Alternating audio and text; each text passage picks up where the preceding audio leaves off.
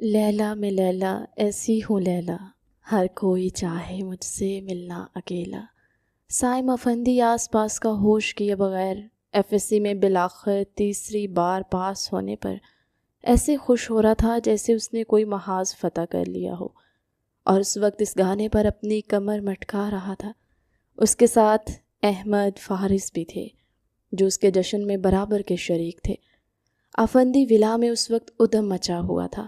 گھر کے سارے بڑے خاندان میں ہونے والے فوتگی پر گئے ہوئے تھے۔ حویلی میں صرف بچہ پارٹی تھی۔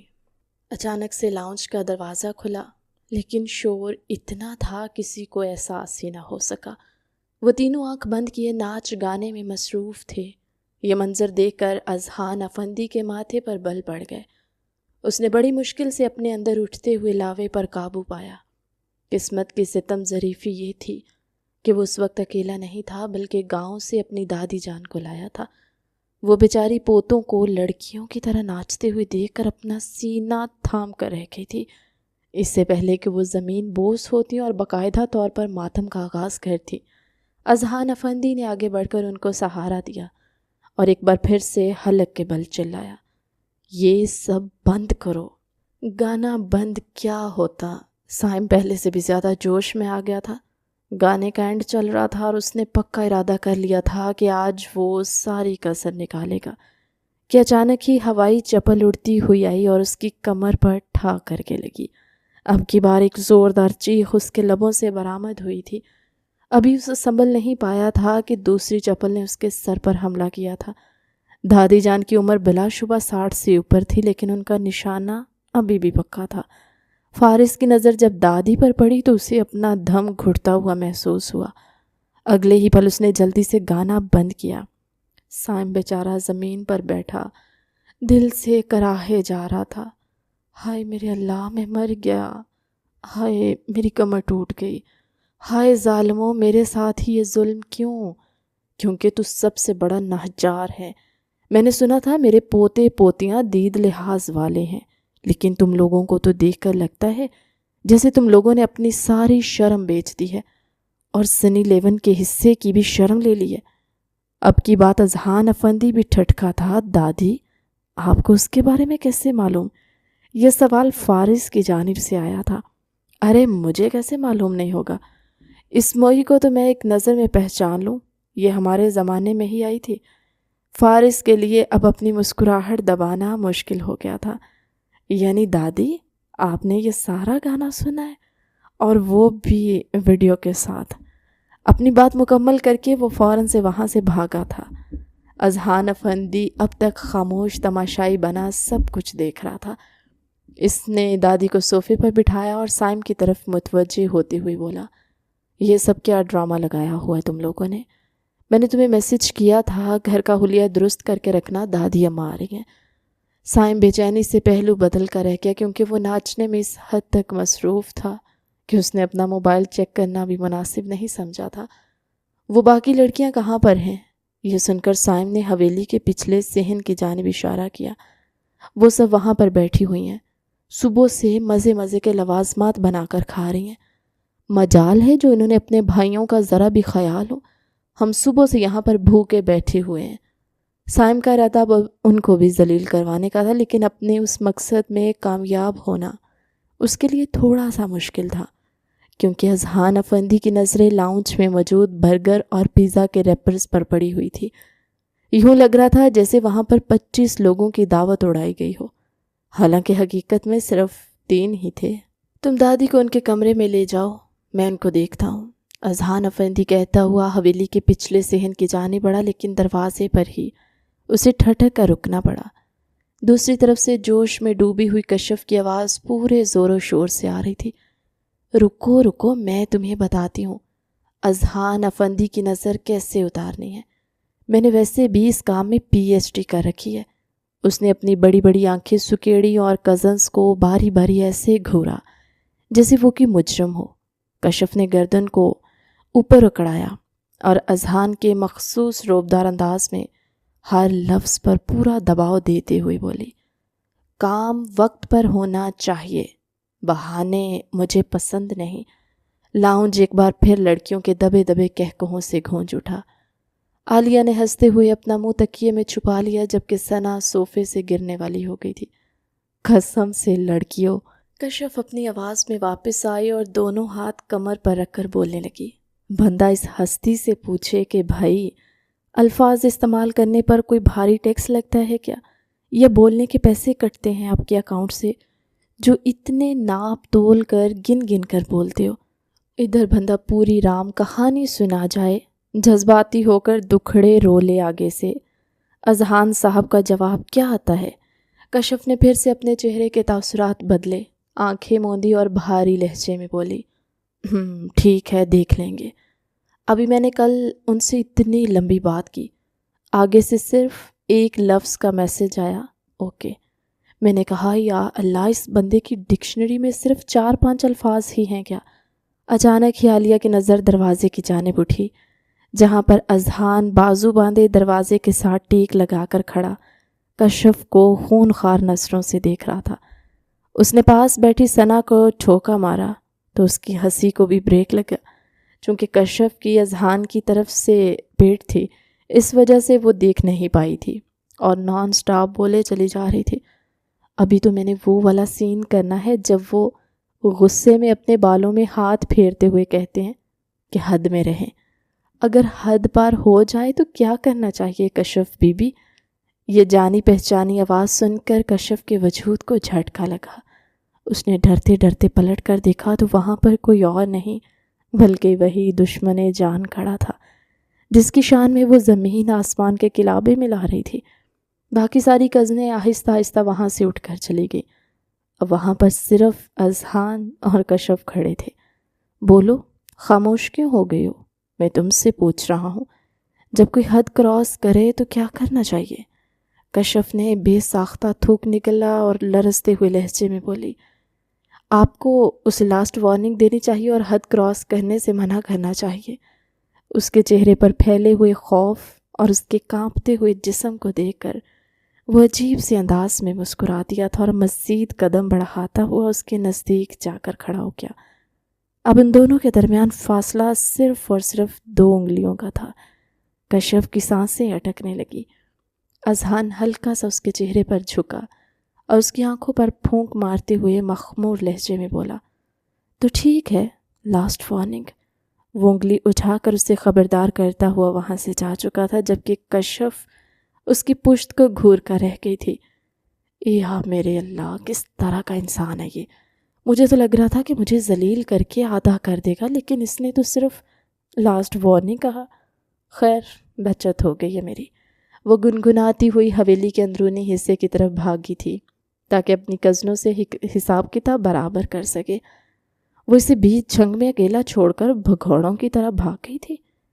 شام 5 بجے کا وقت تھا۔ دادی جان لاؤنج میں عدالت سجائی ہوئی تھی۔ کشف اور سائم اس وقت کٹہرے میں کھڑے تھے۔ کشف نے اپنے چہرے پر دنیا جہان کی معصومیت سجائی ہوئی تھی، جبکہ سائم کی حالت ایسی تھی جیسے کاٹو تو بدن میں لہو نہیں۔ دادی، میرے پیٹ میں شدید درد ہو رہا ہے، مجھے لگ رہا ہے کہ میں اس تکلیف سے مر جاؤں گا۔ سائم نے اچانک ہی اپنے پیٹ کو پکڑا۔ وہ زمین پر بیٹھنے ہی لگا تھا کہ دادی کی کرخت آواز گونجی، تم جیسے اگر بیکار لوگ کم ہو بھی گئے تب بھی دکھ نہیں ہوگا۔ یہ سن کر سائم نے برا سا منہ بنا لیا۔ آپ کو تو میری قدر ہی نہیں ہے، یہ کہہ کر وہ دوبارہ سے سیدھا ہو کر کھڑا ہو گیا تھا، کیونکہ ڈرامے بازی کا کوئی فائدہ نہیں تھا۔ تم لوگوں نے انکل شفیق کی گاڑی کیوں توڑی؟ انہوں نے مجھے بتایا ہے کہ کشف نے ان کی گاڑی کے ٹائر پنچر کیے ہیں اور تم نے ان کی گاڑی کے شیشے توڑے ہیں۔ کیا میں نے تم لوگوں کی یہ تربیت کی ہے کہ بے گناہ لوگوں کو نقصان کرو؟ سائم نے بے چینی سے پہلو بدلا تھا۔ کشف کی نظریں اچانک ہی حویلی میں داخل ہوتے ہوئے اذہان افندی پر پڑی تھی۔ اس نے اونچی آواز میں اذہان کو پکارا اور ساتھ ہی دادی سے مخاطب ہوتے ہوئے بولی، دادی، میرا اس سب سے کوئی تعلق نہیں ہے، میں تو کچھ جانتی بھی نہیں ہوں، اور جس دن کی آپ بات کر رہی ہیں اس دن تو میں اذہان کے ساتھ اسٹڈی کر رہی تھی، آپ بے شک ان سے پوچھ لیجئے۔ یہ کہہ کر اس نے آنکھیں ٹمٹما کر اذہان کو دیکھا۔ وہ بس اس کو گھور کر رہ گیا تھا۔ وہ تمہارا کاکا ہے جو اسے تم اذہان کہہ کر پکار رہی ہو؟ اذہان لالا کہا کرو اسے۔ یہ سن کر کشف نے بے چینی سے پہلو بدلا تھا۔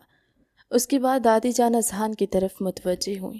جی دادی، کشف ٹھیک کہہ رہی ہے، اور ابھی بھی ہم دونوں کا ایک چھوٹا سا اسٹڈی سیشن ہے۔ کشف جلدی سے کتابیں اٹھا کر میرے کمرے میں پہنچو۔ یہ سن کر کشف کو زمین اپنے قدموں کے نیچے سے نکلتی ہوئی محسوس ہوئی۔ تو وہی بات ہو گئی تھی، آسمان سے گرا کھجور میں اٹکا۔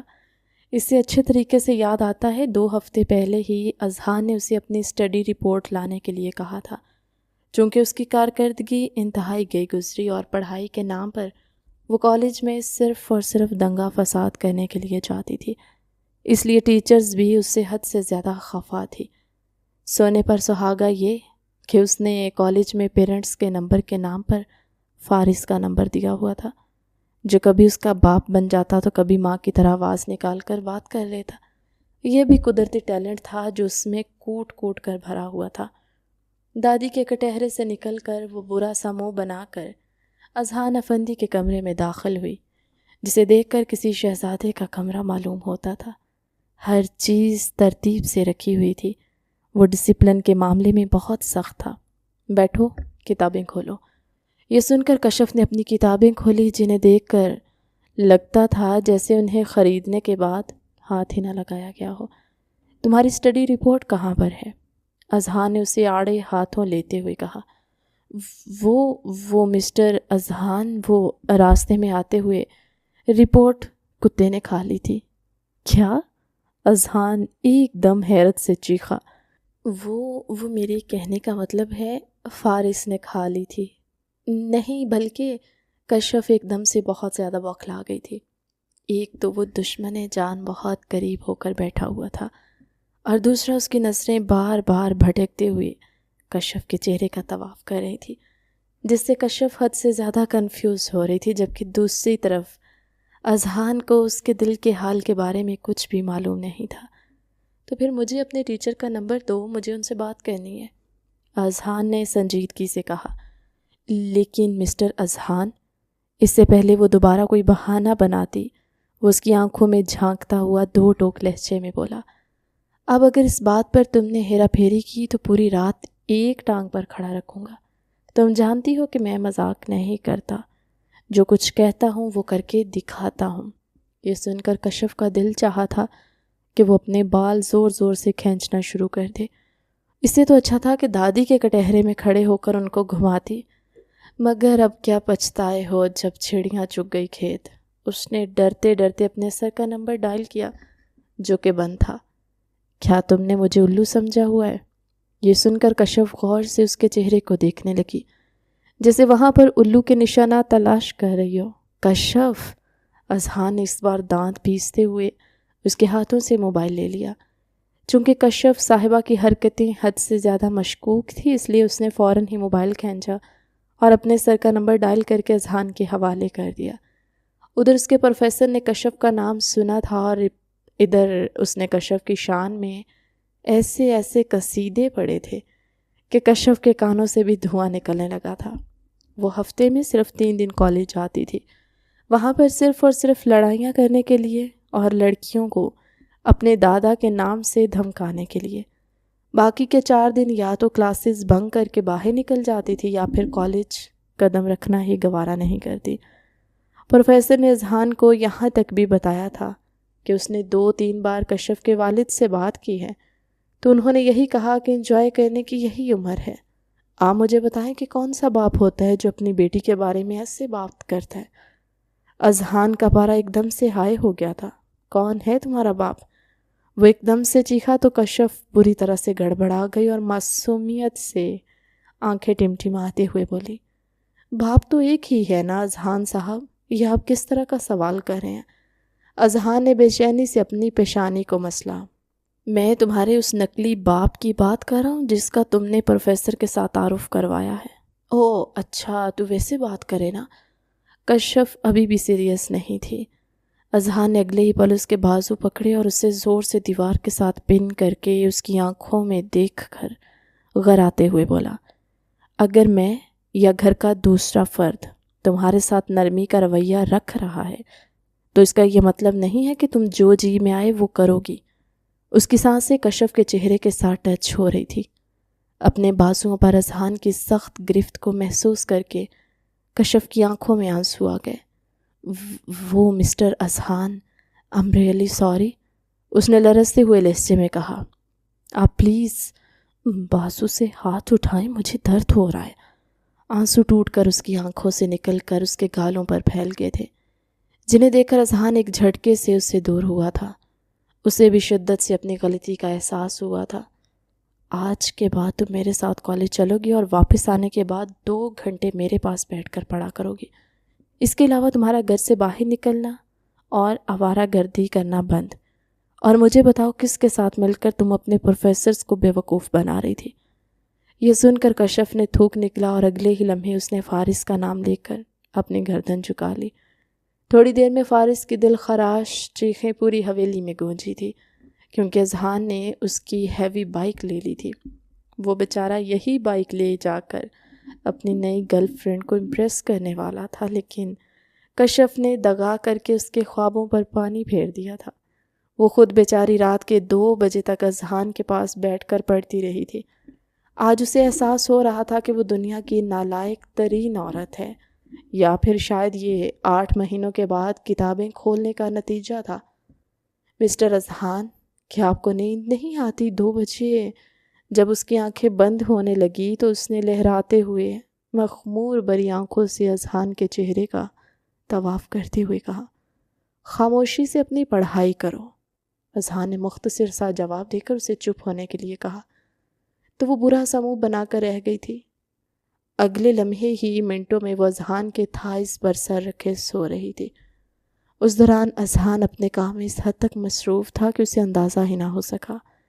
جب اس کی نظر پڑی تو اس کا دل عجیب سے انداز میں دھڑکا۔ کشف، اٹھو، اپنے کمرے میں جاؤ۔ اس نے کشف کے گالوں کو ہلکا سا تھپکا تو کشف نے اس کے ہاتھ کو پکڑ کر اپنے سینے سے لگا لیا۔ پلیز مجھے سونے دینا، بہت نیند آ رہی ہے، پرامس کرتی ہوں کل سارا پڑھوں گی۔ یہ کہہ کر اس نے اذہان کا ہاتھ مزید سختی سے اپنے سینے کے ساتھ لگایا تھا۔ اذہان کے دل کی بیٹ مس ہوئی تھی۔ اس نے اپنا ہاتھ کھینچ کر نکالا اور اسے بازو سے پکڑ کر اٹھایا۔ بیڈ سے نیچے اترنے کے بجائے وہ دوبارہ سے اذہان کے اوپر گری تھی۔ مجھے بہت نیند آ رہی ہے، مجھے رونا بھی آ رہا ہے، پلیز مجھے نہ جگائیں۔ یہ کہہ کر وہ چھوٹے بچوں کی طرح منہ بسورنے لگی تھی۔ اپنے کمرے میں جا کر سو، یہاں سے جاؤ، اذہان اس کے کانوں میں جھکتے ہوئے بولا، لیکن کشف صاحبہ کو تو کوئی ہوش نہیں تھا۔ اگلے ہی پل اپنے آپ پر کنٹرول رکھتے اذہان نے اسے اپنے بازوؤں میں اٹھایا اور اسے لے کر کمرے کی طرف بڑھ گیا۔ دل ہی دل میں وہ دعا کر رہا تھا، حویلی کا کوئی شخص انہیں دیکھ نہ لے، ورنہ ایک نیا اسکینڈل کھڑا ہو جاتا، اور اگر فارس کو اس کی بھنک بھی پڑ جاتی۔ اس نے تو اذہان افندی سے اپنے سارے حساب کتاب برابر کرنے تھے، اور اسے اس کے بیڈ پر لٹانے لگا تھا کہ کشف نے ایک بار پھر سے اس کی گردن میں اپنے دونوں بازو ڈھالے اور سرسراتے ہوئے لہجے میں بولی، پلیز میری سزا ختم کر دینا، مجھے میری زندگی کھل کر انجوائے کرنے دیں۔ کل کو اگر آپ جیسا کوئی کھڑوس شوہر مل گیا تو میں کیا کروں گی؟ میری زندگی تو جھنڈ ہو جائے گی نا ویسے۔ وہ اس کے علاوہ بھی نہ جانے کیا کیا بول رہی تھی۔ اذہان نے اس کے بازو اپنی گردن سے نکالے اور اس کے اوپر کمبل درست کرتے لمبے لمبے ڈگ بھرتا اس کے کمرے سے نکل گیا۔ اس کا ذہن ایک ہی بات پر اٹکا ہوا تھا، اگر مجھے آپ جیسا کھڑوس شوہر مل گیا۔ اس نے بے ساختہ اپنے سینے پر ہاتھ رکھا، کیا میں اتنا برا ہوں؟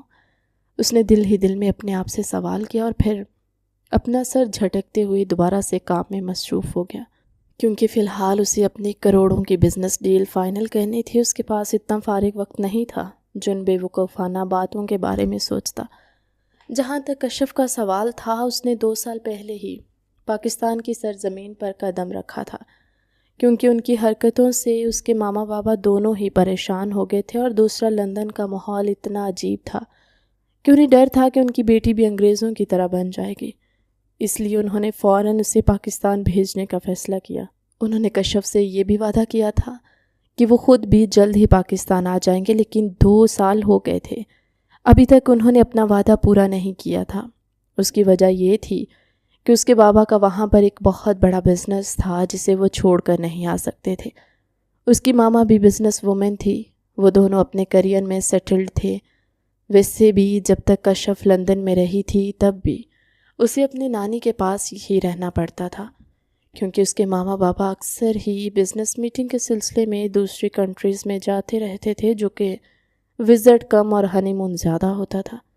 ادھر کشف کو یقین تھا کہ وہ پاکستان میں جا کر خوب دنگا فساد کر کے اپنی مرضی کی زندگی گزارے گی، لیکن یہاں پر بھی اذہان افندی جیسا سردار اس کے سر پر مسلط ہو گیا تھا۔ یہ الگ بات ہوتی کہ وہ اذہان کو زیادہ سیریس نہیں لیتی تھی۔ اگلی صبح وہ منہ بنا کر اذہان کی گاڑی میں بیٹھے ہوئے تھی۔ آج نہ تو وہ باتیں کر رہی تھی اور نہ ہی صبح سے اس نے کوئی شرارت کی، کیونکہ اذہان افندی نے اسے یہ بھی کہا تھا کہ میں تمہیں واپسی پر لینے کے لیے آؤں گا اور ٹیچر سے تمہاری رپورٹ بھی لوں گا۔ اگر تم پھر سے کوئی شرارت کرو گی تو تمہاری پاکٹ منی بند کر دوں گا۔ کشف بیگم ہر چیز کے بغیر گزارا کر سکتی تھی، لیکن پیسوں کے بغیر نہیں، اس لیے بہتری اسی میں تھی کہ وہ اپنے آپ کو کنٹرول کر کے رکھتی۔ شام کو جب اس کی واپسی ہوئی تو اس کو پتہ چلا کہ آج رات حویلی میں بہت بڑی دعوت ہونے والی ہے، اور یہ دعوت اذہان افندی کے بزنس ڈیل کی کامیابی کی وجہ سے تھی۔ وہ کروڑوں کی ڈیل صرف چند دنوں میں حاصل کرنے میں کامیاب ہو گیا تھا۔ کشف اپنی کزنوں کے ساتھ بیٹھی ہوئی تھی کہ اچانک ہی اس کے کانوں میں اس کی پھپھو کی بیٹی کی آواز گونجی، یار قسم سے اگر اذہان افندی سے شادی ہو جائے تو وارے نیارے ہو جائیں گے۔ ایک تو امیر بھی بے تحاشا ہے اور دوسرا دیکھو کس قدر ہینڈسم ہے۔ مجھے نہیں لگتا ہمارے خاندان میں اس سے زیادہ کوئی خوبصورت ہے۔ یہ سن کر کشف نے برا سا منہ بنایا، کیونکہ وہ آلریڈی ہی اذہان افندی کی ڈسی ہوئی تھی، اور جلے ہوئے انداز میں کہنے لگی، پھر تو مس ہانیہ آپ کو چشمہ لگانے کی ضرورت ہے، کیونکہ اذہان افندی سے بھی زیادہ ہینڈسم لوگ ہمارے خاندان میں موجود ہیں۔ آپ ذرا فارس کو ہی دیکھ لیں۔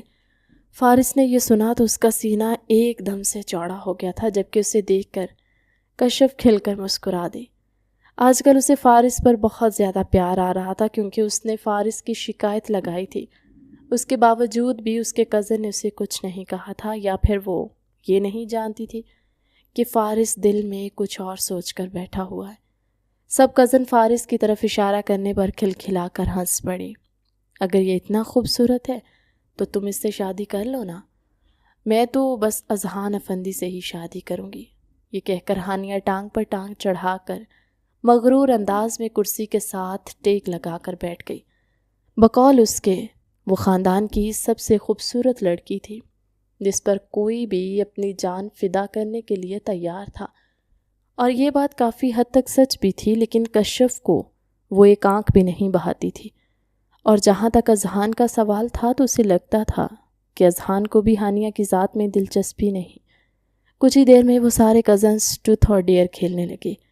اس دوران کشف کی نظریں بار بار بھٹکتے ہوئے اذہان پر جا کر رک رہی تھی۔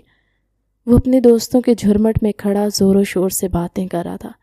وہ زندگی میں پہلی بار اسے اس قدر بولتے ہوئے دکھ رہی تھی۔ یا میرے اللہ، اس انسان کے منہ میں تو زبان بھی ہے، یہ سوچ کر اس کے لب مسکرا دیے تھے، جب اچانک ہی اس کے جانب بوتل گھومی۔ اس نے جوش میں آ کر کہا، میرا ڈیئر یہ ہے۔ سننے کی دیر تھی کہ فارس کے بدلہ لینے کی رگ بھڑکنے لگی۔ اسے میں ڈیئر دوں گا، وہ یکدم ہی پرجوش ہو کر بولا۔ سب کزنوں نے اس کی ہاں میں ہاں ملائی۔ کشف کو ایک پل کے لیے کچھ غلط ہونے کا احساس ہوا تھا۔ اس نے بے چینی سے تھوک نکلا اور سرسراتے ہوئے لہجے میں بولی، دیکھنا فارس، مجھ پر رحم کرنا۔ میری جان، تم بے فکر ہو جاؤ، تمہارا ڈیئر یہ ہے کہ تم ابھی اور اسی وقت جا کر سردار اذہان افندی کو پرپوز کرو گی۔ کشف نے آنکھیں ترچھی کر کے اسے دیکھا۔ تو میرے ساتھ مذاق کر رہے ہو نا؟ وہ لرزتے ہوئے لہجے میں بولی۔ ارے نہیں، مذاق نہیں، یہ ڈیئر ہے اور تمہیں ہر حال میں اسے پورا کرنا ہوگا۔ باقی سارے کزنز بھی شور مچانے لگے تھے۔ ہانیہ بھی ان کی ہاں میں ہاں ملا رہی تھی۔ اس کو لگ رہا تھا کشف ذلیل ہوگی، اسے اس کے دل کو بھی ٹھنڈک پہنچے گی۔ کشف نے اپنے اوپر کنٹرول کیا اور چھوٹے قدم اٹھاتے ہوئے اذہان افندی کی طرف بڑھ گئی۔ اذہان نے اسے اپنے جانب آتے ہوئے دیکھا، ایک پل کے لیے خاموش ہو گیا اور سوالیہ نظروں سے اس کے چہرے کو گھورنے لگا۔ اس کے دوست بھی کشف کی طرف متوجہ ہو گئے تھے۔ سب کی آنکھوں میں کشف کے لیے ستائش تھی۔ کشف کو اس کے دوستوں کا کوئی ہوش نہیں تھا۔ وہ تو اپنے پاؤں پر کلہاڑی مارنے سے پہلے آیت الکرسی کا ورد کر رہی تھی۔ آپ ابھی تک یہیں کھڑے ہیں؟ بھول گئے کہ ہمیں امی کے گھر جانا تھا؟ وہ کل بھی ناراض ہو رہی تھی کہ میرا داماد ملنے کے لیے نہیں آیا۔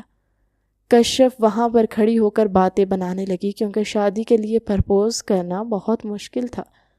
اذہان کے سارے دوست حیرت زدہ ہو کر اذہان کے چہرے کو دیکھنے لگے، جس کے بقول اس کی شادی تو دور کی بات، منگنی بھی نہیں ہوئی تھی۔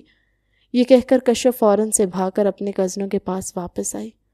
اس نے پلٹ کر اذہان کو دیکھا اور اپنے دائیں ہاتھ کے کان کو پکڑ کر ہلکا سا سوری کہا۔ ادھر اذہان کا چہرہ شرم اور شرمندگی کے مارے لال ہو گیا تھا، کیونکہ اب اس کے دوستوں نے اسے آڑے ہاتھوں لیا ہوا تھا۔ تم نے شادی کر لی اور ہمیں بتایا ہی نہیں، ہمارے ساتھ ساتھ تم ہماری بھابھی کو بھی تنگ کرے ہو، یہ تو بہت غلط بات ہے نا، تمہارے بابا سے شکایت لگانی پڑے گی۔ اس سے پہلے اسفند مسٹر کمال کی طرف جاتا اذہان نے آگے بڑھ کر اس کا ہاتھ پکڑا اور مضبوط لہجے میں بولا، پاگل تو نہیں ہو گئے؟ ارے تم اتنا زیادہ شرما کیوں رہے ہو؟ شادی کرنا کوئی بری بات تو نہیں ہے۔ اس کا دوسرا دوست اس کو چھیڑ رہا تھا، جبکہ اذہان بے چینی سے اپنی پیشانی مسل کر رہ گیا۔ تو پھر بتاؤ، کب ہمیں اپنی شادی کی مٹھائی کھلا رہے ہو؟ یہ سن کر اذہان نے ایک نظر اپنے دوستوں پر ڈالی اور گہرے لہجے میں بولا، صرف 1 ہفتے کا وقت دے دو تم لوگوں کو، مٹھائی بھی کھلاؤں گا اور زبردست سا ولیمہ بھی۔ فی الحال مجھے اپنی بیگم کے ساتھ اس کی امی سے ملنے جانا، اس لیے آج میں تم لوگوں سے معذرت چاہوں گا۔ یہ سن کر اس کے دوست دل فریب انداز میں مسکرا دیے اور آہستہ آہستہ وہاں سے چلے گئے۔ ادھر کشف کے کزن سخت مایوس ہو گئے تھے۔ ہم نے تمہیں مسٹر اذہان کو پرپوز کرنے کے لیے کہا تھا، تم تو باتیں بنا کر آ گئی ہو، تم اپنے ڈیئر میں فیل ہو گئی ہو۔ یہ سن کر کشف نے بے چینی سے پہلو بدلا۔ اب وہ ان لوگوں کو کیا بتاتی کہ وہ اپنے منہ سے سردار کو پرپوز کرنا مشکل ہی نہیں ناممکن تھا۔ وہ مسلسل دل ہی دل میں دعائیں مانگ رہی تھی کہ اذہان افندی اسے کچھ بھی نہ کہے۔ ادھر جب اذہان نے اسے اکیلا کھڑے دیکھا تو مضبوط قدم اٹھاتا اس کی طرف بڑھ گیا۔ چلو چلتے ہیں۔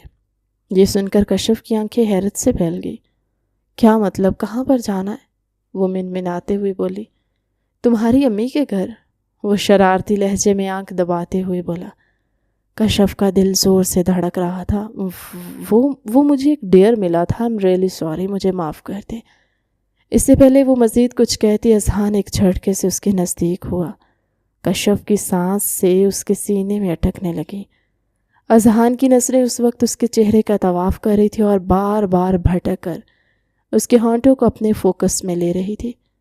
لیکن میں تو اپنے دوستوں کے سامنے شرمندہ ہو گیا ہوں نا، وہ تمہیں میری بیوی سمجھنے لگے ہیں، اور تم جانتی ہو نا کہ جب ہمارے خاندان میں کسی لڑکے کے ساتھ لڑکی کا نام لگایا جاتا ہے تو وہ مرتے دم تک نہیں ہٹتا۔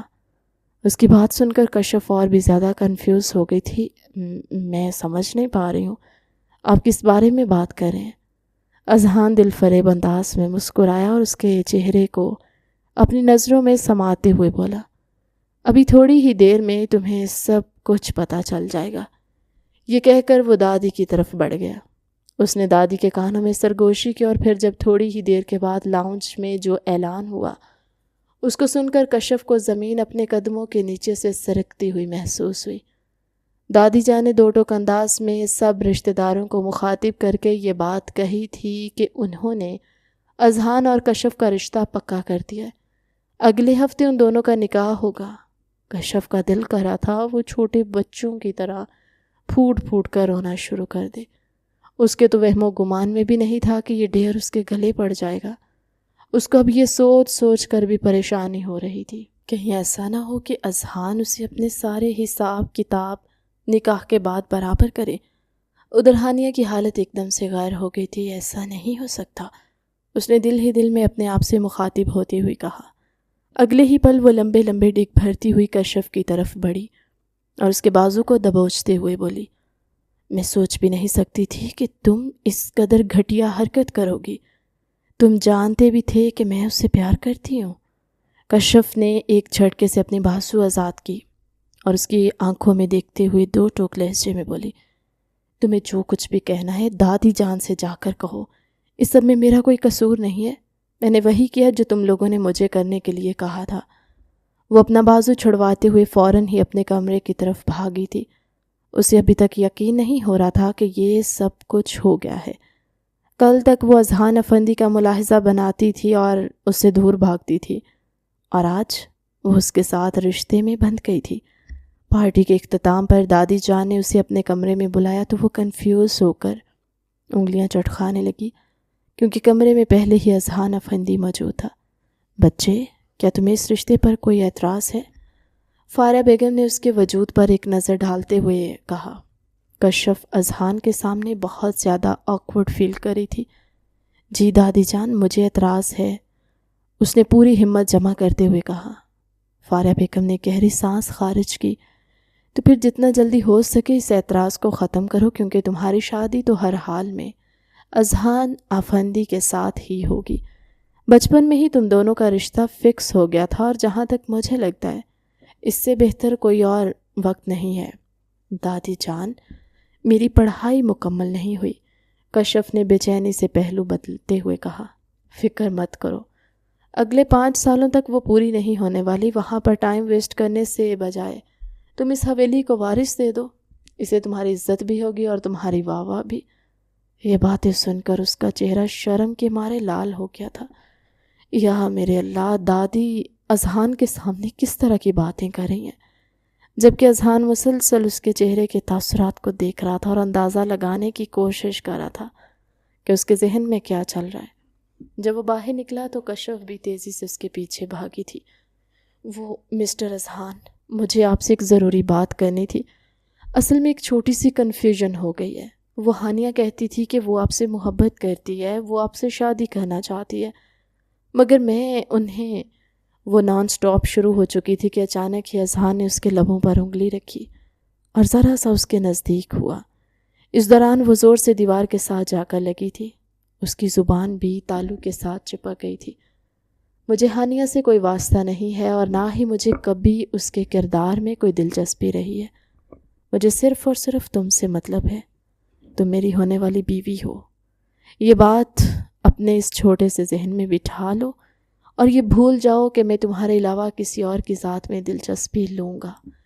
یہ کہہ کر اذہان نے اس کی آنکھوں پر پھونک ماری اور لمبے لمبے ڈھنگ برتا ہوا وہاں سے چلا گیا۔ لیکن جاتے جاتے وہ ایک بار پھر سے پلٹا۔ اپنی جان بنا لو اور تھوڑا سا کھانا پینا شروع کر دو، بعد میں مجھ سے شکایت نہ کرنا۔ وہ اس کی معنی خیز بات کا مطلب سمجھ گئی تھی اور ایک بار پھر سے شرم سے دوہری ہونے لگی۔ وہ بلا شبہ اذہان سے سب لوگوں کے سامنے ناپسندیدگی کا اظہار کرتی تھی، لیکن دل کے کسی کونے میں اسے یہ کھڑوس سا سردار بہت اچھا لگتا تھا، اور جب ان دونوں کا ایک ساتھ نام لیا گیا تھا تو اسے برا نہیں لگتا تھا، بلکہ اسے یوں معلوم ہو رہا تھا جیسے ہی اس کی کوئی درینہ خواہش پوری ہو گئی ہو۔ اگلی صبح جب وہ سو کر اٹھی تو اذہان کی امی فوزیہ بیگم فوراً سے اسے اپنے ساتھ لے کر بازار چلی گئی۔ اس کے نکاح کے لیے ایک پرفیکٹ سا سوٹ لینا تھا۔ اس کے ماما بابا بھی پاکستان آ چکے تھے۔ وہ دونوں ہی کشف کے لیے بے حد خوش تھے۔ اس کی امی آمنہ بیگم تو بار بار یہی کہتی کہ میری شروع سے ہی یہی خواہش تھی کہ ان دونوں کی شادی ہو جائے۔ ہانیہ جو کہ پہلے ہی جلی کٹی بیٹھی تھی، تیکھے لہجے میں بولی، ویسے آپ لوگوں کو تھوڑی سی شرم آنی چاہیے۔ کشف اور اذہان کی عمر میں تقریباً 10 سال کا فرق ہے۔ آپ تو کشف کے ساتھ کھلم کھلا ظلم کر رہی ہیں، اس کو ایک ایسے شخص کے ساتھ باندھ رہی ہیں جو اگلے 10 سالوں میں بوڑھا ہو جائے گا۔ یہ سن کر آمنہ بیگم نے اسے کڑی نظروں سے دیکھا۔ تو میں اس چیز کی فکر کرنے کی ضرورت نہیں ہے، جبکہ کشف کا چھوٹا سا دل عجیب سی انداز میں دھڑکنے لگا تھا۔ یا میرے اللہ، کیا وہ واقعی مجھ سے 10 سال بڑے ہیں؟ وہ اتنے بڑے لگتے تو نہیں ہیں۔ آج اسے پہلی بار اپنے اور اذہان کی عمر کا فرق پتہ چل رہا تھا، اور اب یہ چیز بھی اسے ٹینشن دینے لگی تھی۔ جب اس نے اپنی سہیلیوں کو بتایا تو وہ اس کے خوف میں مزید اضافہ کرتے ہوئے بولی، میں نے سنا ہے جو مرد عمر سے بڑا ہوتا ہے وہ کافی مضبوط بھی ہوتا ہے، اور تمہارا سردار پہلے بھی تم سے 5 گنا زیادہ سٹرانگ لگتا ہے۔ تمہاری تو خیر نہیں ہے، اپنے آپ کو سہاگ رات کے لیے تیار کر لو۔ یہ سن کر کشف کے کانوں کے لو تک شرم کے مارے لال ہو گئی تھی۔ تم لوگ اس طرح کی باتیں کر کے مجھے ڈرا کیوں رہی ہو؟ اور ویسے بھی میں ان کو کہہ دوں گی کہ مجھے نیند آ رہی ہے، میں نے سونا ہے۔ یہ سن کر اس کی سہیلیاں کھلکھلا کر ہنس پڑی۔ دراصل اس وقت وہ ان سب سے گروپ ویڈیو کال کر رہی تھی۔ ہم بھی دیکھیں گے وہ کس طرح سے تمہیں سونے کی اجازت دے گا، اور اس قدر خوبصورت اور جوان لڑکی کے ہوتے ہوئے کوئی کافر ہی ہوگا جو پیار کرنے کی بجائے نیند پوری کرے گا۔ مجھے تو لگ رہا ہے وہ شادی سے پہلے 4 دنوں تک مسلسل سوتا رہے گا تاکہ 5ویں دن اسے نیند نہ آئے۔ یہ کہہ کر وہ لوگ پھر سے کھلکھلا کر ہنسنے لگی، اور ادھر کشف کی حالت غیر ہونے لگی تھی۔ تم سب لوگ بہت ہی بری اور بے شرم عورتیں ہو، مجھے تم لوگوں کو بتانا ہی نہیں چاہیے تھا۔ وہ کال کاٹنے ہی لگی تھی کہ پھر سے اس کی دوست کی آواز گونجی، رکو رکو، صبر کرو، اگر ہم لوگوں سے نہیں پوچھو گی تو پھر سوگرات کے دن تمہیں صدمہ پہنچے گا کہ یہ تو ہم لوگوں نے بتایا ہی نہیں تھا۔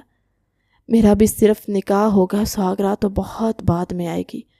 یہ کہہ کر اس نے جھٹکے سے کال کاٹی اور اپنے سینے پر ہاتھ رکھ کر گہرے گہرے سانس لینے لگی۔ اس نے ایک بار شیشے میں جا کر اپنے آپ کو سر سے لے کر پاؤں تک دیکھا۔ وہ واقعی میں کسی کا بھی ایمان ڈگمگانے کی صلاحیت رکھتی تھی۔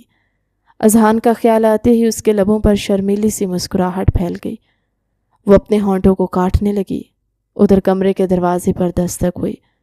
ملازمہ اس کے ڈریسز لے کر آ گئی تھی۔ یا میرے اللہ، صرف ایک نکاح ہی ہو رہا ہے، پھر یہ گھر والے اتنے زیادہ کپڑے کیوں بنوا رہے ہیں؟ اس نے جھنجھلاتے ہوئے اپنے آپ سے سوال کیا۔ وہ معصوم کہاں جانتی تھی دادی جان نکاح کے فوراً بعد رخصتی کروانے کا بھی پلان بنا چکی ہے۔ یہ تو کشف بیگم کو نکاح کے دن ہی پتہ چلا تھا، جب اسے صوفے پر اذہان کے ساتھ جا کر بٹھایا گیا تھا تو اذہان نے اگلی پل اس کے ہاتھوں کو اپنی دسترس میں لے لیا۔ شرم اور خوف کے مارے کشف کی ہتھیلیاں پسینے سے بھیگنے لگی تھی۔ اس نے اپنا ہاتھ چھڑوانے کی کوشش کی مگر ناکام ہو گئی۔ خاموشی سے یہیں پر بیٹھی رہو، اذہان نے اس کے کانوں میں سرگوشی کرتے ہوئے کہا۔ اگر یہاں پر کوئی شرارت کی تو رات کو سزا دوں گا۔ یہ سن کر کشف بری طرح سے ڈسٹرب ہو گئی تھی۔ رات کو میں اپنے کمرے میں ہوں گی اور میں اندر سے لاک لگا لوں گی، آپ میرا کچھ بھی نہیں بگاڑ پائیں گے۔ اس کے معصومانہ انداز پر اذہان کو اس پر بہت زیادہ پیار آ رہا تھا۔ اس کا بس نہیں چل رہا تھا کہ وہ اس کو اپنے اندر ضم کر لے۔ میری جان، رات کے وقت آپ میرے کمرے میں ہوں گی اور آپ ہی کریں گی جو میں آپ کو کرنے کے لیے کہوں گا۔ اس کے بعد جب رخصتی کا اعلان ہوا تو کشف اپنے گھر والوں سے بچھڑنے کے غم سے روئی، اور دوسرا اپنے ساتھ ہونے والے دھوکے نے زخمی کر دیا تھا۔ یا اللہ، ابھی تو میں نے ٹھیک طرح سے تیاری بھی نہیں کی، ابھی تو میں نے خود کو ذہنی طور پر تیار نہیں کیا تھا۔ اذہان کے کمرے میں پہنچتے ہی اس نے اپنے دوستوں کو کال ملائی۔ اس کے دوستوں نے اس کی حالت دیکھ کر پھر سے ہنسی کر دوہری ہو رہی تھی۔ اب وقت ختم ہو گیا ہے، پانی کی سر کے اوپر سے گزر چکا ہے، اب جو کچھ پوچھنا اپنے شوہر سے ہی پوچھنا۔ رابطہ ختم ہو چکا تھا۔ کشف خاموشی سے بیٹھی اپنی انگلیاں چٹکھا رہی تھی۔ رات 12 بجے کا وقت تھا۔ کشف کے دل کی دھڑکنیں اس وقت اپنے عروج پر تھی جب کمرے کا دروازہ کھلا اور اذہان افندی مضبوط قدم اٹھاتا ہوا اندر داخل ہوا۔ اس کے وجود سے اٹھنے والی مردانہ پرفیوم کی خوشبو کشف کے حواس پر چھانے لگی۔ وہ جو اب تک بیڈ کے عین وسط میں گھونگھٹ نکالے لرزتے ہاتھوں سے اپنے لہنگے کے پلو کو دبوچے بیٹھی تھی، اذہان کی آہٹ پر مزید سہم کر رہ گئی۔ اذہان نے دروازہ لاک کیا۔ اس کے قدم کشف کی سمت بڑھنے لگے۔ ہر قدم کے ساتھ کشف کی سانسیں حلق میں اٹک رہی تھی۔ اذہان بیڈ کے قریب آیا اور کشف کے بالکل سامنے بیٹھ گیا۔ اس نے نہایت نرمی اور پیار بھرے انداز میں کشف کا گھونگھٹ ہولے سے اٹھایا۔ کشف نے شرم کے مارے فوراً اپنی پلکیں جھکائی۔ اذہان نے اس کے چمکتے ہوئے سحر انگیز چہرے کو دیکھا تو اس کی نظریں وہیں جم کر رہ گئی۔ اس نے دھیمے لہجے میں کشف کے کان کے پاس جھک کر کہا، تم بہت خوبصورت لگ رہی ہو کشف اذہان افندی۔ یہ سنتے کشف کی ہتھیلیاں شرم اور ڈر سے بھیگنے لگی۔ اس کے گالوں پر حیا کی سرخی دوڑ گئی۔ اذہان اس کے اور نزدیک ہوا اور اس کے لرزتے ہوئے ہاتھوں کو اپنی گرفت میں لے لیا جہاں پسینے کی نمی تھی۔ اذہان کو اس کی بے چینی کا پتہ دے رہی تھی۔ اذہان کے لمس نے کشف کے پورے وجود میں کرنٹ سا دوڑا دیا۔ اس نے اپنے گرم ہاتھوں کو کشف کے شانوں تک بڑھایا اور نہایت نرمی سے اس کے بھاری دوپٹے کو پنوں سے آزاد کرنے لگا۔ جیسے جیسے پنیں نکل رہی تھی کشف کا دل ڈوبنے لگا۔ بالآخر دوپٹہ اس کے شانوں سے سرک گیا اور دوپٹے کے بغیر اس کا دلکش وجود اذہان کے عین سامنے تھا۔ کشف نے شرم کی مارے فوراً اپنا سر مزید نیچے جھکا لیا تاکہ اذہان کی نظروں کی تپش سے بچ سکے۔ اذہان نے کشف کے اس انداز پر ایک دل ربا مسکراہٹ دبائی اور اپنی دائیں ہاتھ کی انگلیوں سے کشف کی تھوڑی کو تھام کر اس کا سر اوپر اٹھایا۔ کشف کی مخمور بھیگی اور خوفزدہ آنکھیں اذہان کی گہری پرشوق آنکھوں سے ٹکرائی۔ اذہان نے اس کے چہرے کا طواف کرتی نظروں کو اس کے لرزتے گلابی ہونٹوں پر جمایا اور مدہوش کن بھاری آواز میں بولا، میں آج باتیں کر کے وقت ضائع نہیں کرنا چاہتا۔ یہ دو ٹوک اور معنی خیز جملہ کشف کے کانوں سے ٹکرایا ہی تھا کہ اذہان نے مزید کوئی مہلت دیے بغیر کشف کو اپنی مضبوط باہوں کے گھیرے میں لیا اور اس کے لبوں کو اپنی دسترس میں لے لیا۔ کشف نے بے ساختہ اپنی آنکھیں موند لی۔ اذہان نہایت شدت کے ساتھ اس کے ہونٹوں کو قطرہ قطرہ چومنے لگا۔ کشف کی حالت ایک دم غیر ہونے لگی تھی۔ اس کے حواس سلب ہو رہے تھے اور اس کی سانسیں اکھڑنے لگی تھی۔ اذہان کی قربت کی تپش اور اس کے لبوں کا لمس کشف کو ایک نشے میں مبتلا کرا تھا جہاں وہ چاہ کر بھی خود کو ڈوبنے سے نہیں روک پا رہی تھی۔ اذہان کی گستاخیاں اب حدیں پار کر رہی تھی۔ اس نے کشف کو اپنے سینے سے مزید سختی سے لگایا اور اس کے لہنگے کی چولی کے اوپر سے اس کی دھڑکنوں کو اپنے مضبوط ہاتھوں کے دباؤ میں لے لیا۔ اذہان کی بے باک حرکت پر کشف کے لبوں سے ایک دبی دبی سسکی برآمد نکلی۔ اس کا پورا وجود اس قربت اور دباؤ سے تڑپ اٹھا۔ کشف کی بے چینیاں اور اس کی سسکیاں کمرے کے سکوت میں جو گونجنے لگی، لیکن اذہان نے اپنی گرفت کم کرنے کی بجائے کشف کی دھڑکنوں کو مزید زور سے دبایا۔ کشف نے بے بسی اور مدہوش کے عالم میں اپنے ہاتھ اذہان کے چوڑے شانوں پر ٹکا دیے۔ پلیز اذہان، کشف نے لرزتی ہوئی آواز میں کہنا چاہا، لیکن اس کی آواز اذہان کے سینے میں ہی دب کر رہ گئی۔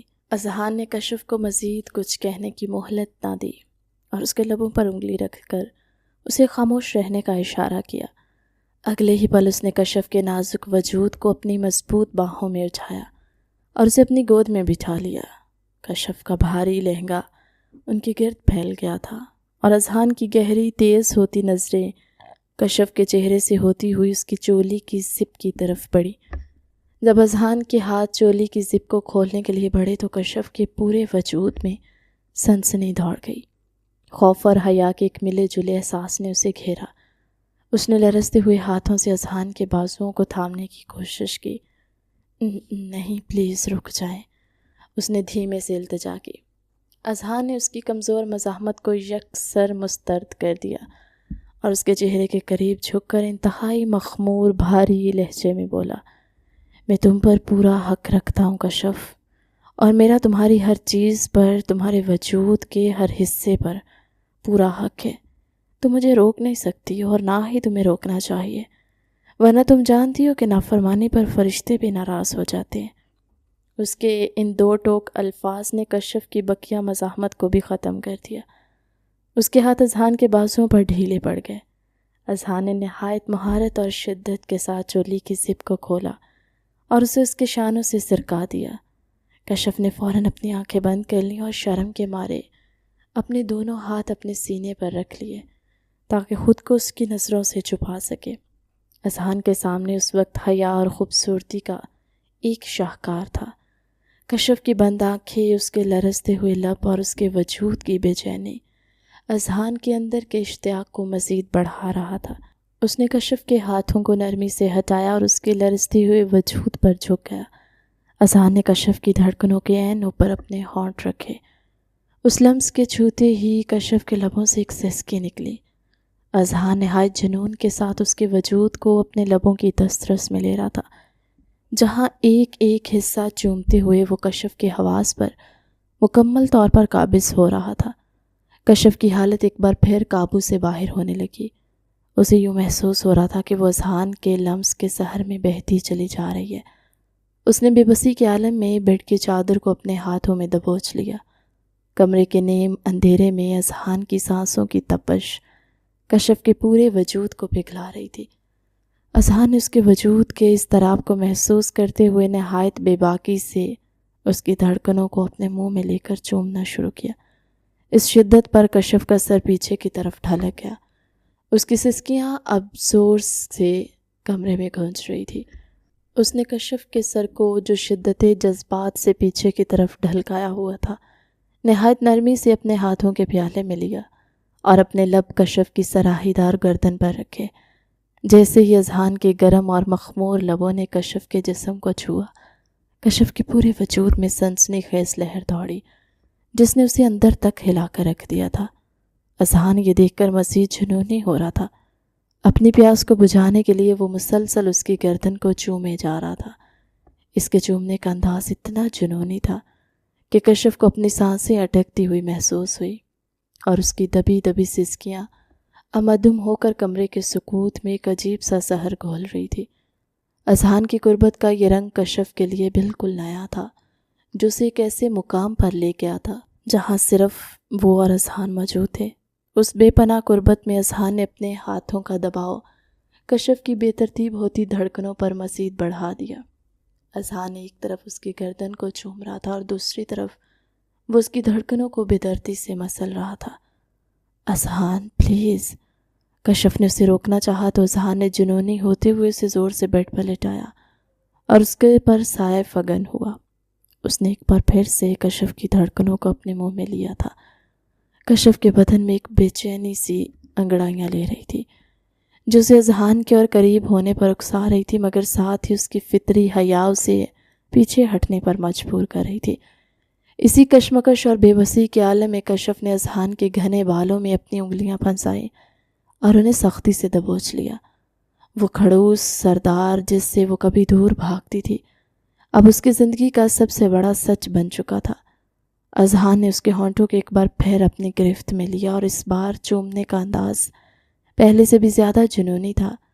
کشف کی سسکیاں اب اس کے لبوں کے اندر ہی گھٹ کر رہ گئی تھی، جبکہ اس کا ہاتھ بیڈ شیٹ کو بری طرح مروڑ رہا تھا۔ اذہان کے ہاتھوں کی گرفت اس کے وجود پر کبھی نرم ہوتی تو کبھی اتنی سخت کہ کشف کے دل کی دھڑکنیں رکتی ہوئی محسوس ہوتی۔ اذہان، میں کچھ ہی دیر کے بعد اسے الٹا بیڈ پر لٹایا اور اس کی کمر پر ہاتھ پھیرنے لگا۔ وہ اس وقت کشف کے جذبات کے ساتھ بری طرح سے کھیل رہا تھا۔ اذہان، اب بس کر دیں، مجھ میں مزید ہمت نہیں رہی۔ اس نے اسے روکنے کی کوشش کی۔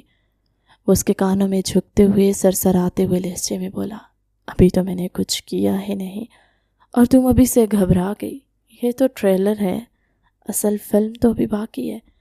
یہ کہہ کر وہ اس کے کانوں کی لو کو اپنے دانتوں میں دبانے لگا۔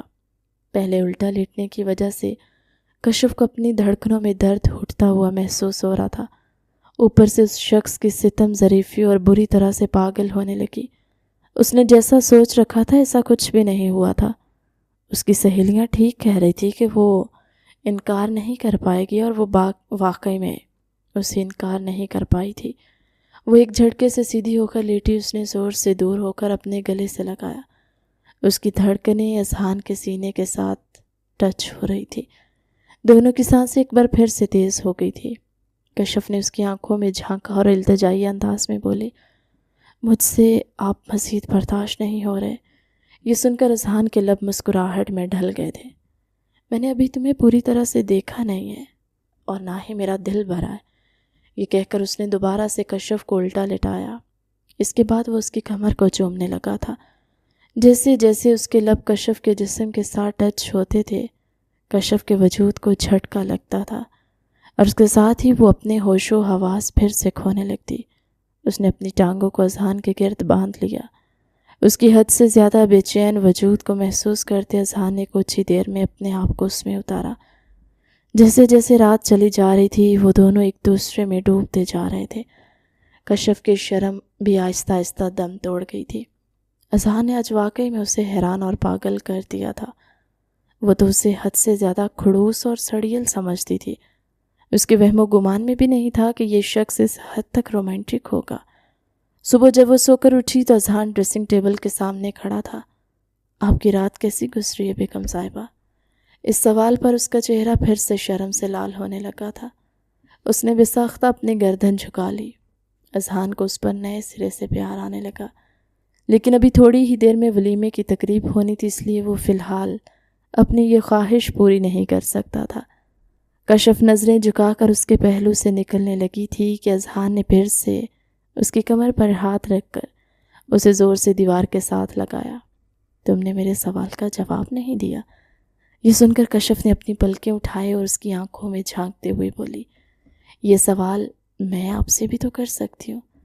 اچھا، اگر تم مجھ سے پوچھو تو میں تمہیں کہوں گا کہ وہ رات میری زندگی کی سب سے خوبصورت رات ہے، جس میں مجھے تمہارا ساتھ، تمہاری محبت اور تمہاری قربت نصیب ہوئی، اور میں اس بات پر بھی اپنے رب کا شکر گزار ہوں کہ آپ ہر رات ایسی ہی ہوگی۔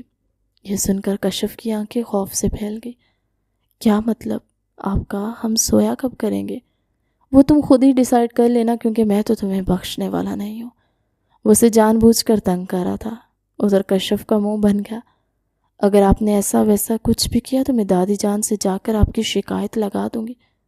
اچھا، تو پھر تم دادی کو جا کر کیا کہو گی؟ کہ میرا شوہر مجھے رات بھر پیار کرتا ہے، وہ مجھے یہاں پر چھوتا ہے۔ یہ کہہ کر اس نے پھر سے کشف کی دھڑکنوں کو دبایا تو کشف کی چیخ نکل گئی۔ اذہان، آپ کتنے بے شرم ہیں۔ یہ سن کر وہ دل فریب انداز میں مسکرا دیا، ویسے آپ جیسے سب لوگوں کے سامنے، ویسے میرے سامنے نہیں، کیونکہ میری جان تم میری بیوی ہو۔ واہ مسٹر اذہان، آپ زیادہ بول بھی لیتے ہو۔ مجھے تو لگتا تھا آپ کو اوکے، ایٹس اوکے کے علاوہ کچھ آتا ہی نہیں ہے۔ اوہ، مجھے یاد آیا، میں نے تم سے وہ بھی حساب کتاب برابر کرنا تھا جب تم نے سب کزنوں کے سامنے میری نقل اتاری تھی۔ رکو تو۔ اس نے اتنا ہی کہا تھا کہ کشف فوراً سے واش روم میں جا کر بند ہو گئی تھی۔ جب وہ فریش ہو کر باہر نکلی تو اذہان وہاں پر موجود نہیں تھا۔ اس نے شکر کا کلمہ پڑھا۔ مسکراہٹ اس کے لبوں سے جدا ہونے کا نام ہی نہیں لے رہی تھی۔ اگلے دن اس کی سہیلیوں نے اسے دیکھا تو اس کے ساتھ چھیڑخانی کرنے لگی، لیکن وہ بھی پورے کانفیڈنٹ کے ساتھ ان کے سوالوں کے جواب دے رہی تھی۔ یہ کانفیڈنس بھی اسے اذہان صاحب سے ہی ملا تھا۔ جہاں تک ہانیہ کا سوال تھا تو اس کا دل کسی بھی طور پر سکون نہیں پا رہا تھا۔ ولیمے کی تقریب ختم ہونے ہی والی تھی کہ اس نے ایک بہت بڑا ڈرامہ کریٹ کیا۔ اس نے ایک آدمی کو وہاں پر بلایا جس نے کشف کے ساتھ محبت اور تعلقات کا دعویٰ کیا تھا، اور اس کے پاس کچھ ایڈیٹڈ تصویریں بھی تھی۔ یہ دیکھ کر کشف بہت زیادہ گھبرا گئی تھی۔ وہ فوراً سے اذہان کے پیچھے جا کر چھپی۔ اس کا وجود خوف سے لرز رہا تھا۔ اذہان نے اگلے ہی لمحے اپنے گارڈز کو اشارہ کیا، جنہوں نے اس آدمی کو پکڑ لیا۔ تھوڑی ہی دیر میں اس بات کا جواب دینے کی بجائے اذہان نے اس کے چہرے پر زوردار مکہ مارا اور اس کے بالوں کو اپنے ہاتھوں سے دبوچتے ہوئے بولا، تمہاری ہمت بھی کیسے ہوئی یوں منہ اٹھا کر یہاں پر آنے کی اور میری بیوی کی کردار کشی کرنے کی؟ تم سوچ نہیں سکتے کہ تم نے اپنی زندگی کی کتنی بڑی غلطی کی ہے۔ میری بیوی پاک دامن ہے اور اس کی پاک دامنی کی گواہی میں خود دیتا ہوں۔ یہ الفاظ سن کر کشف کی آنکھیں خوشی کے مارے بھیگ گئیں، ورنہ ایک پل کے لیے وہ خود بھی گھبرا گئی تھی کہ اذہان اس سب پر یقین کر کے اسے چھوڑ دے گا۔ لیکن اذہان کشف کو حد سے زیادہ جانتا تھا، اور سب سے بڑھ کر وہ اس کے مضبوط کردار کی وجہ سے ہی اس کو پسند کرتا تھا۔ حویلی کے باقی سارے لڑکے لڑکیاں ان چکروں میں ملوث تھے۔ ہر کسی کے پاس ایک نہ ایک بوائے فرینڈ یا گرل فرینڈ تھی۔ صرف کشف تھی جو ان سب چیزوں سے دور رہتی تھی۔ اس کا دماغ صرف اور صرف شرارتوں میں ہی چلتا تھا، اور یہی تو وجہ تھی کہ اذہان اسے پسند کرتا تھا، اور اس کا انتخاب کرتے ہوئے اذہان کو سوچنا بھی نہیں پڑا تھا۔